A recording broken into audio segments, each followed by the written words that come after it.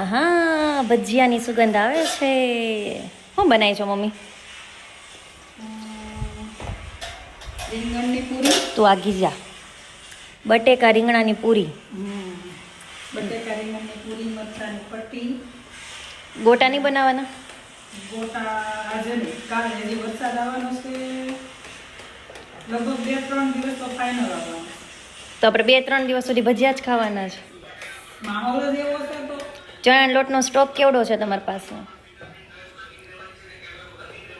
લગભગ 5-6 કિલોનો છે, અને દાળનો છે લગભગ 20-25 કિલો. ચણાની દાળનો? હા, બરાબર છે. અને ઘરઘંટી છે ને, એ આપણે નાની બેની ઘરે ઘંટી બંધ છે ને, તો ત્યાં જઈને દળાઈ આવવાનું.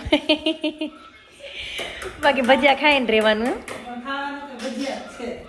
અને તેલનો સ્ટોક? તેલનો સ્ટોક છે. આ ઓલા જેવું ન થાય 2006માં ત્યાં પાણી આવ્યું હતું ને ખબર છે ને, કઈ લેવા જવાનો વેત નહોતો રહ્યો. સ્ટોક રાખવો જરૂરી છે ને અત્યારે. આઈ થિંક આપણા કાઠિયાવાડીને છે ને ભજીયા તો ભાવતા જ હશે. જોકે મને જ નથી ભાવતા. આગળ જોઉં છું. ઓ હાય, ભૂલી ને ભૂલી. પણ આ તો પેલા રીંગણાનો સ્ટોક ચાલુ કર્યો યાર. હા, તો ઈ જ હોય ને. તમે તો ના જ પડતા હતા હાવ. હું તો બટેકાની પૂરી તો ખાઈશ ને. હે ને? હા, મસ્ત તાજા તાજા મરચા, ધાણા. પપ્પા આગળ લેતા આવ્યા ને એટલે ચોમાસામાં આની જ મજા છે ભજીયા.